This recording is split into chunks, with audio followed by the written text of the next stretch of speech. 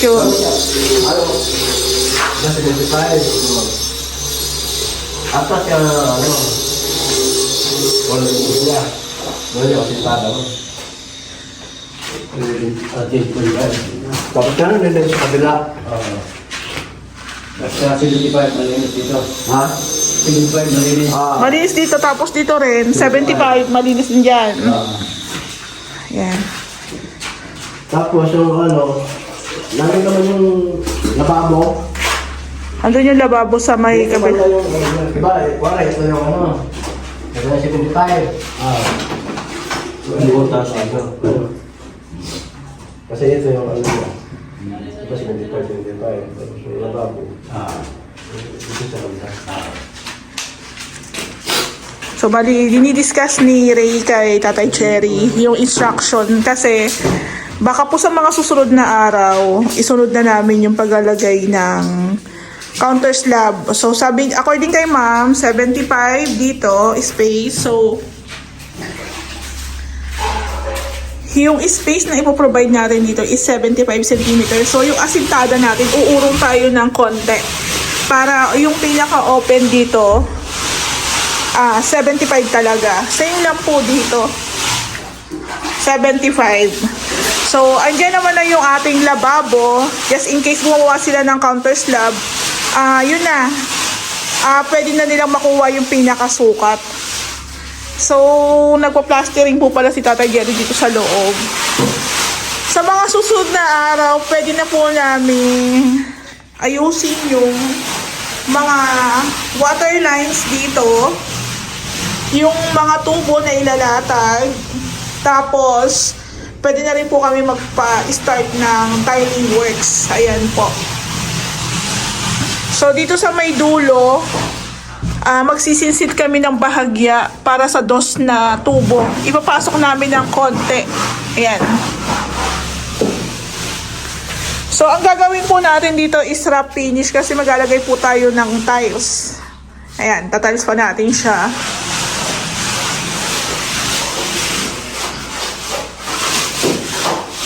Ayan. So, saktong-sakto lang din kasi natapos na nila yung pag-roofing. Ayan. Ayan po. So, meron na rin po yan insulation. Ayan. So, before po sila naglagay ng UPVC roof, inipit na po nila yung ating insulation. Ayan po. So, naglalagay na rin po ng mga tambak na lupa dito sa loob. Ayan.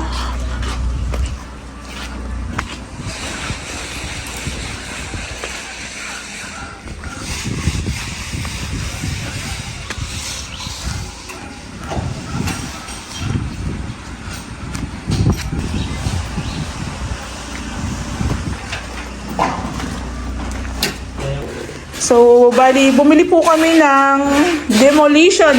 Ayan, demolition, hammer. Kasi po, tawag dito. Ayan, testing.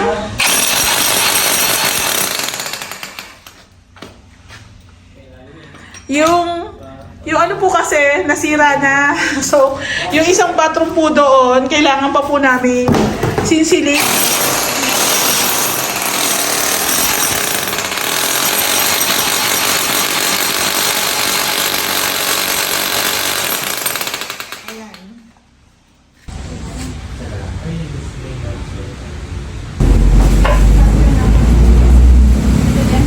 Alam mo, kinasa.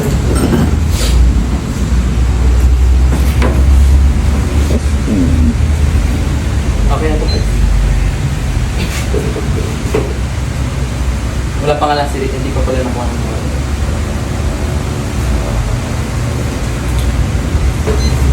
Sir? Ito sir, pang daily. Kaya hindi siya umiikot kasi nakatutok pang drill. I-hammer natin siya ngayon. Since nakatutok siya sa hammer,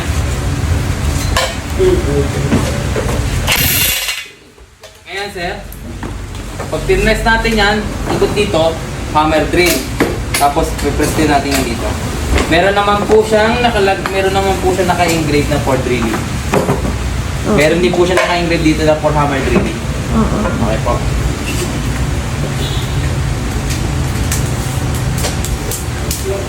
Ayan sir. Dito na siya. Ngayon ipipress ko siya dito sa kabila. For drilling lang siya. Okay po. Same din po to sir. 230-531-90224.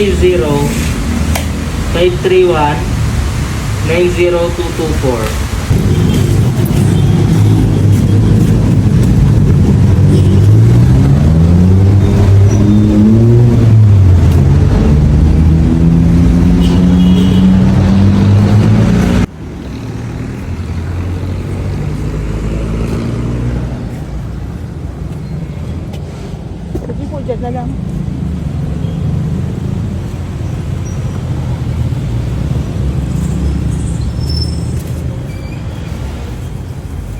Okay na pala tayo.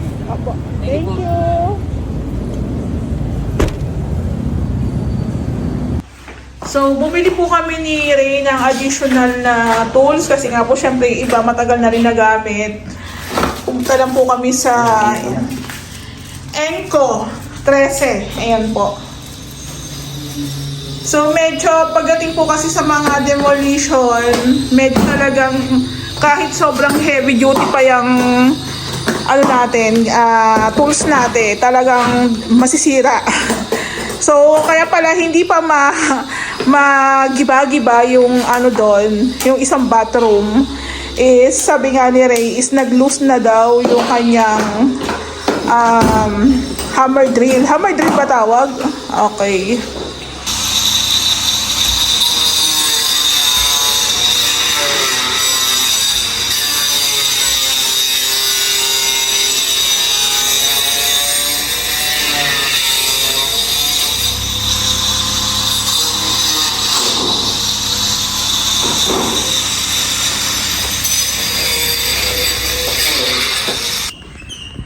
Hello po, magandang hapon. Update po tayo dito sa project namin sa Phase 6. 3 row house po ito na magkakatabi. Ayan. So, yung front extension namin, okay na. Tapos na rin yung plastering. Yung roofing, okay na din. Pero wala pa po yung flashing tsaka harang dito sa may tagiliran. Ayan. Maglalagay pa po kami ng flashing sa taas. Tapos, nung isang araw po pala, bumili kami ni Ray ng demolition hammer para po ma-continue na namin yung sinsil nung flooring. Ito na po yung iba, oh. Ayan.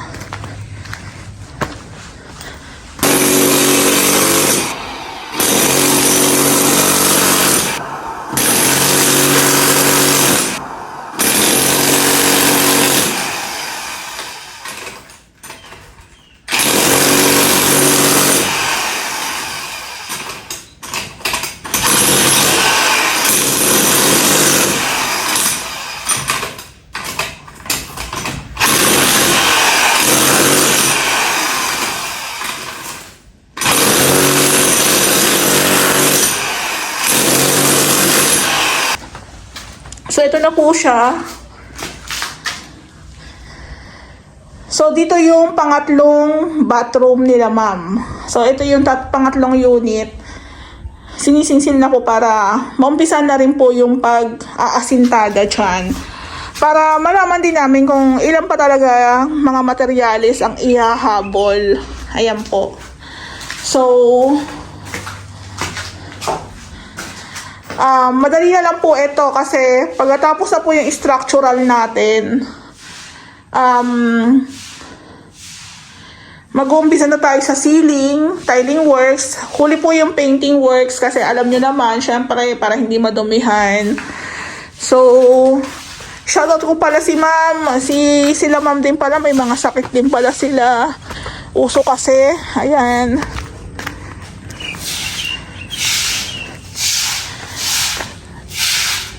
Dito muna tayo sa isang unit. Ayan. Ay, eto nga po pala. Napansin ko nga po pala tong tubo ng tubig. Ito po kasi yung metro ni ma'am. Nandito sa may labas.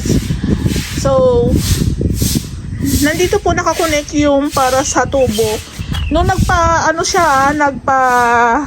nagpa-install si ma'am ng metro ng tubig, diyan po nakalatag yung PVC na blue. Pero ito po, ipapasok po namin to sa loob. Hindi naman po pwedeng nakatiwangwang yan dyan. So, kung mapapansin nyo po, ito nga po yung sinasabi ko na maigi pa po sa ibang unit na hindi po row house is yung sa septic po nila is nakapasok po dito sa loob. Nakapasok. Dito po sa row house, ganyan po siya, oh. Kitang-kita mo siya. Ayan po. So, dapat nga yan, hanggang dito na siguro yung pinaka-bakod ni ma'am, diba? Kaso, ang sukat lang po talaga ng ating poste o pinaka sa front extension is hanggang dito lang po talaga yan sa tabi ng ating poste ng metro. Ayan. Hindi nyo na po kailangan malito. Ayan. Papantay lang po kayo dito. Pwede po kayong umatras ng konti, i-atras yung poste, pero yung ilalabas nyo, bawal po yun. Violation po yun. So, yun, masyadong maliit po yung front extension. Nasa 1 meter lang po yata yan. Ayan. So, ito po, ipapasok po natin to para hindi po yan magkaroon ng problema in the long run. Tapos, meron na silang mga hinukay dito. Kasi po magtatap po kami ng tubo, panibagong tubo po. Ayan, nandito sila Tatay Jerry. Tabi po. So, meron na tayo ditong na chipping na dadaanan po yan ng tubo doon. Gagaling sa likod. Kukunik na po yan dito. Ayan po. Meron na rin po doon nakabang na butas. So, dito po sa isang unit, naglatag na po si Tatay Jerry ng ating counter slab.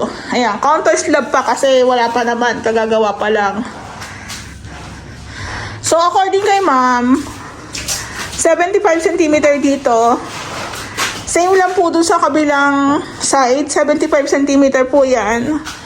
Yun po yung nilagay namin dyan na pinakasukat para yung rep, kung ang rep is mga 60, at least hindi siya masyadong kulong na kulong o masyadong masisikipan. Same lang po dito.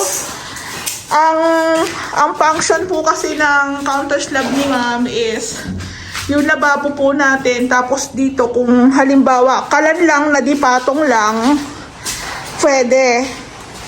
Sa baba yung ating gas tank. Tapos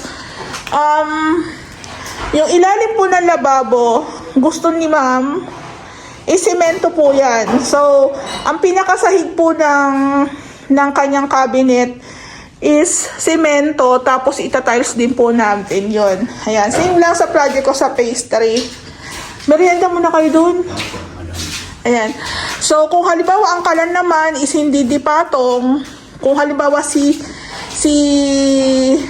gagamit o si mag-uupa dito is merong gas range, usually ang sukat ng gas range is nasa 55 to 60. So, hindi siya masyadong masikip kasi may 75 cm. So, ibig sabihin may allowance. May allowance tayo dyan. Ayan po. So, konti-konti lang napubuo yung ating structural. Ayun. Nung mga nakarang araw, gusto ko na siyang ipatiles.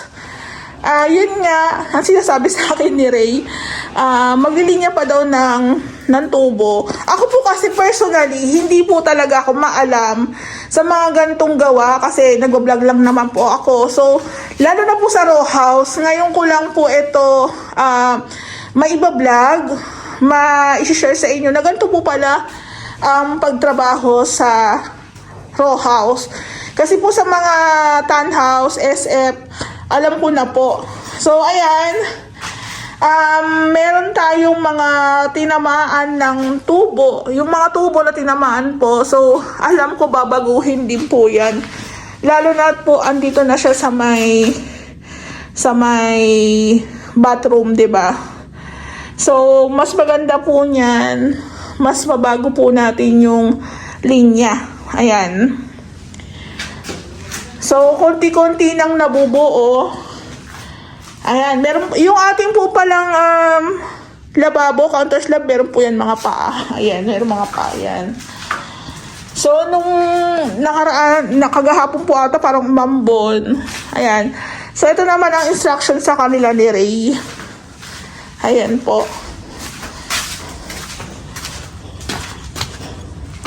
Tapos dito po sa pangalawang unit. Ayan. Natapos na rin pong i-plastering itong isang bathroom natin. So, bagong linis. Bagong linis. Ayan. So, ito na po yung pangalawang counter slab natin. Ayan. Same lang po ng pwesto, 3 unit po. Ayan, naka-plastering na rin po dito. Medyo basa-basa pa. Tapos, nasinsil na rin po yung para sa dadaanan, lalatagan ng tubo. Ayan po. Tapos, ito rin po yung gusto ni ma'am na pag naglagay po kami ng pasingawan, ipasok na lang po namin yung dos na tubo. Ayan ma'am, na sinsil na rin po nila. Hindi ko lang pala na-check doon sa kabila. Baka po natapos na rin po yan. Ayan po.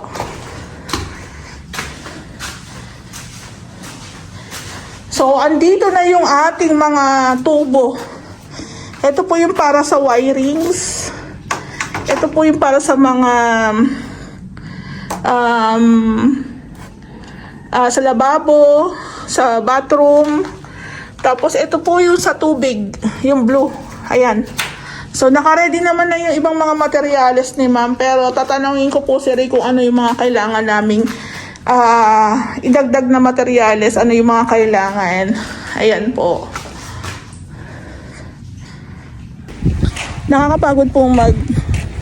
Nakakapagod na masaya kasi nga ang daming projects. Pero ito nga po sa mga nagre-request ng itsura ko.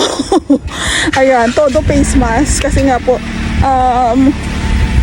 sobrang maalikabok. Actually, meron pa rin akong paubo-ubo na konti, pero caring naman. Ayan, punta naman po tayo sa Phase 6. Doon naman po kami update. Ayan.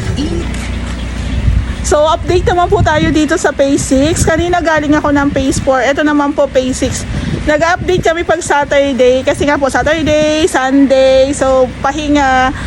So, yung update natin, bugbog pagdating ng Saturday. Ayan po. Nag-withdraw rin po si Ray ng pasahod Saturday. Saturday is payday. Ayan po. Hindi po ako gano'n nagpapakita ng muka. Mas marami pong salita kasi yung iba po mas gusto nila na ipakita ko yung gawa kesa yung mukha. So, nakasanayan ko na po na more on salita ako ng salita. Ayun. Shoutout po sa lahat ng followers namin sa Ray House po, Ray House Makeover. Maraming pong salamat. Yung iba, maraming natututunan. Yung iba, nang babash lang. Ayan, magpapasko na po, magpakabait na po tayo. Char lang po, ayan. Maraming pong salamat sa lahat ng mga followers na nakapalo po sa amin. Thank God, thank you po sa inyong lahat kasi po lalong tumataas po yung aking confidence, lalo akong sinisipagan mag-share ng mga ideas. Ayun po, thank you po. Update na po tayo. Ayan, o sige, sukatan muna. Isasuggest ko na lang kay ma'am na dito, wag na lang lagyan ng tiles. Dito na lang. Kasi nga ito is talikuran sila.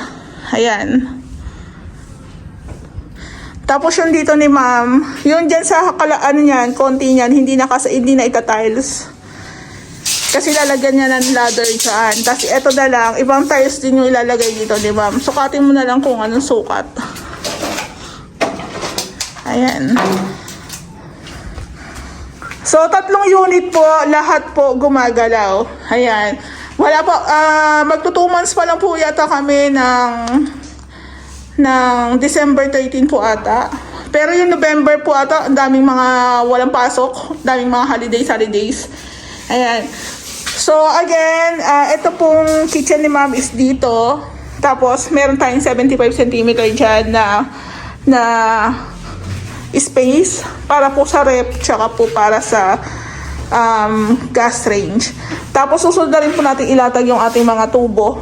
Ayan. Nakasinsil na rin po siya. Ito po yung second unit. Dito po sa unang unit is okay na rin po siya.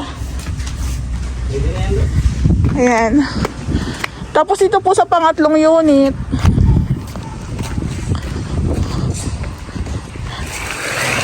Sa pangatlo na tayo. Ayan. Sa pangatlong unit po, ito na po yung update natin. Kagahapon, mga nakarang araw, hindi po ako nakapunta. Minove po nila yung iba nating mga materials dito. Tiles, ayan, yung mga accessories. Tapos, nalagyan na rin po nila ng counter slab. Ayan. So, ang kagandahan po sa 3 unit na to, pwede lang natin hiram-hiramin yung mga pamorma nating kahoy. Ayan po. Tapos, nakasinsil na rin po ito para sa panibagong latag ng tubo. Then, yung ating pangatlong bathroom is na asintadahan na plastering na rin po siya. Ayan. Tabi po. So, meron na tayong nakabaon na tubo dito. Ang galing, di ba? Ayun na, may PVC na tayo dun, no? Ayan po. So, sabi ko nga po sa inyo, proud to say na ordinary na manggagawa lang kami dito sa Lumina, pero basta maganda yung usapan ng contractor tsaka ng client, magiging maayos po yung lahat. Ayan po. Tsaka kagandaan din po sa amin dito is nag-e-effort po talaga akong mag-vlog para di ba nga may sahod sa YouTube, may sahod sa page, pero panghatak din kasi namin itong makakuha ng maraming kliyente. Ayan po. At the same time, na-update, lalo na mga abroad, di ba? Gusto po nilang na-update sila doon sa mga units na pinapagawa nila. Ayan po. Picturean po pala natin. Ayan. So, ito po unit ni ma'am. 3 unit to na pare-parehas. Pero pagdating po sa front extension, magkakaiba po ang gagamitin nating tiles o deco stone. Hindi po pare-parehas yung 3 unit. Ayan. So, nakaka-excite kasi halos pagkatapos na pong gumalaw lahat ng structural dito, mga semento, asintada, palitada, susunod na po yung pwede yung ating roofing dito sa loob, pwede rin po yung ating roofing dito sa may back extension. Naka-ready naman na po itong mga materials dito. Ayan po, mga metal parings, mga wall angles, yung ating long span. Ang ginagamit po na hierro o roofing dito sa ating back extension is long span po na hierro. Doon naman po sa harap, long span na PVC. UPVC naman po yan. Siguro po sa mga susunod na araw, baka ito naman pong bathroom na isa ang tibagin na nila. Ayan po. So, andito lahat ng ating mga hydroplex kasi papalitan po natin yung ating kisame. So, mas alam na namin kung paano yung latag ng kisame. Gawa ng, ito po, nakagawa na tayo ng ating bathroom. Ayan. So, kahit paano, may guide na tayo kung hanggang saan lang yung ating kisame. Yung po yung sinasabi ko na proseso. Pagdating kay Ray, ganun eh. Hindi pwedeng lahat galawin by process. Lagi ko pong sinasabing by process kasi nga po, yun po yung gusto kong sabihin na sa gawa nila is hindi bara-bara. Yung parang may step by step, may sinusundang plano. Yung literal na plano, sinusundan mo yun. Pero yung the way yung contractor maggawa, ayun, iba-iba yan eh, 'di ba?